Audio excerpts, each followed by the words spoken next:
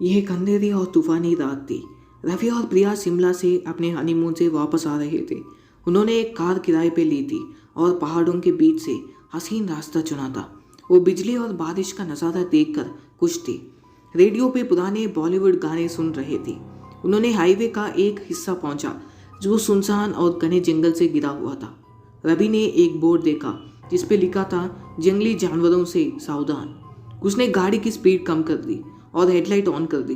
प्रिया को हवा में ठंडक महसूस हुई और उसने उसे और जोर से गले लगा लिया। अचानक उन्होंने सड़क के बीच में एक औरत खड़ी देखी।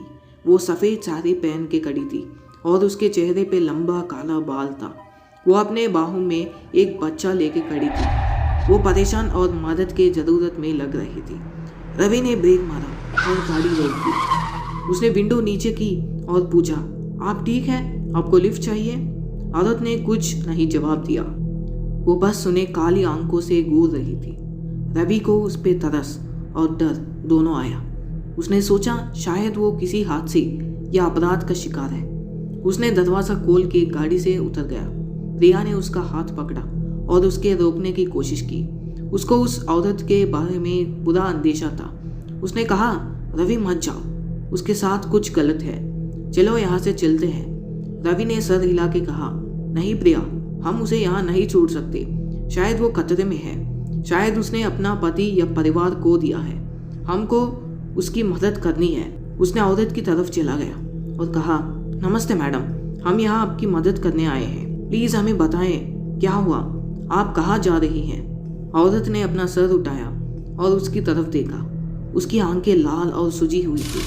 उसने अपना मुंह खोला और जोर से चिल्ला दिया। उसने बच्चे को उस पर फेंका और गाड़ी की तरफ भागी। रवि हैरान और खौफज़दा हो गया। उसने समझा कि वो बच्चा कोई बच्चा नहीं था, वो इंसान के हड्डी और मांस का बना हुआ गुड़िया था।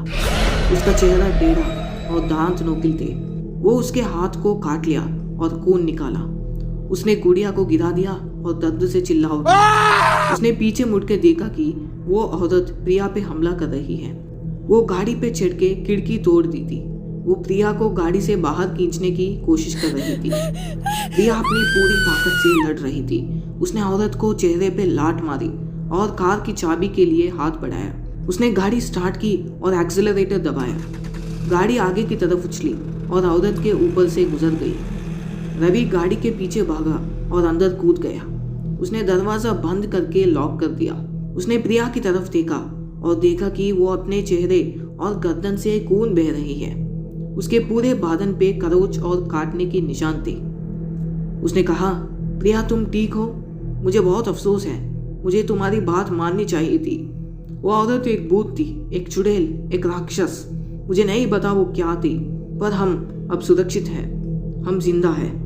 प्रिया ने सर हिला के कहा, रवि मैं तुमसे प्यार करती हूँ। मैं खुश हूँ कि हम साथ हैं, पर हम सुरक्षित नहीं हैं। उसने रियर व्यू मिरर की तरफ इशारा किया और कहा, देखो। रवि ने देखा और देखा कि वो औरत बैक सीट पे बैठी है। वो शैतानी मुस्कुराहट लेके गुड़िया पकड़े हुए है।